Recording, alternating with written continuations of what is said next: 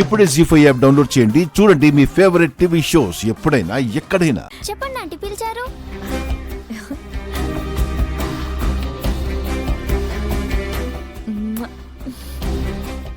నిన్ను చూస్తుంటే నా చిన్నప్పుడు నన్ను నేను చూసుకుంటున్నట్టుగా ఉంది తెలుసా?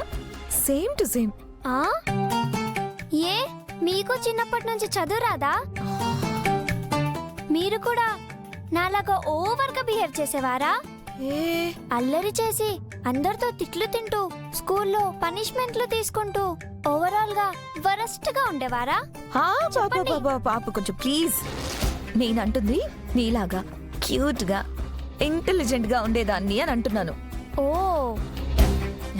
నిన్ను చూస్తుంటే చాలా ముద్దుగా ముచ్చటగా అనిపిస్తుంది తెలుసా? మీరు కూడా పెళ్లి చేసుకొని ఉంటే నాలాగే ముద్దుగా క్యూట్ గా ఉండే ఒక కూతురు పుట్టేది కదా.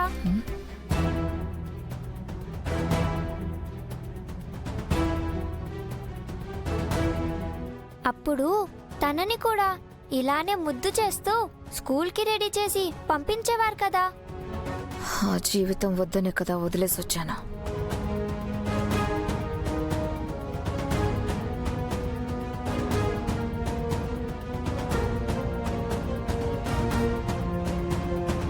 సరే ఇదిగో, నాకు ఒక హెల్ప్ కావాలి, చేస్తావా?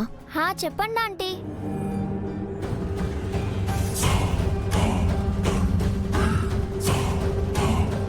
దీని గురించి ఎవ్వరికీ చెప్పకుండా ఎవ్వరికీ చూపించకుండా నీ దగ్గరే పెట్టుకొని రేపు నేనొచ్చి పట్టుకొని ముద్దు పెడతాను. అప్పుడు దీన్ని నా చేతికి కడతావా? తీసుకో.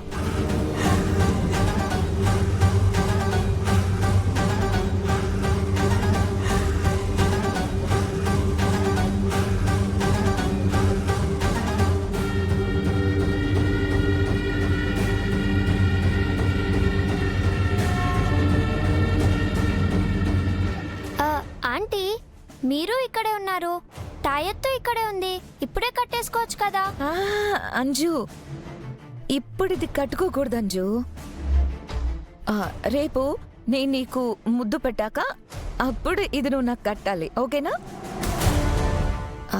అంజు, ఈ పని మిగిలిన ముగ్గురులో ఎవరికైనా చెప్పొచ్చు అంజు, కానీ వాళ్ళు నీలాగా ఇంటెలిజెన్స్ కాదు కదా.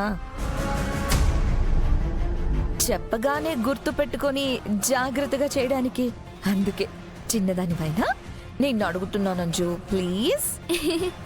సరే సరే ఆంటీ, మీరేం టెన్షన్ పడకండి, నేను చూసుకుంటాను.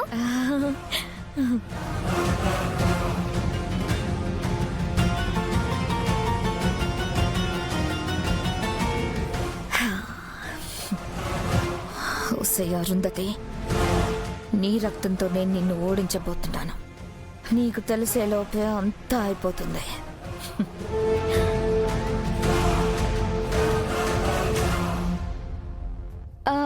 అంజు, మనోహరి అంటే ఎందుకు నిన్ను పక్కకు పిలిచారు?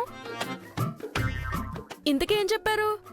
అరే పిల్లలు, పెద్దవాళ్ళం, మాకు 1,00,000 విషయాలుంటాయి. మీకెందుకురా ఇవన్నీ? నువ్వు పదండి పదండి, స్కూల్ కి టైం అవుతుంది కదా. పదండి పదండి. ఇది చాలా ఓవర్గా మాట్లాడుతుంది. ఈవినింగ్ హోంవర్క్ చేయమని అడుక్కోవడానికి వస్తుంది కదా, అప్పుడు చూసుకుందాం. పదండ్రా. జీ5 యాప్ డౌన్లోడ్ చేసి అన్ని ఎపిసోడ్స్ పూర్తి ఉచితంగా చూడండి.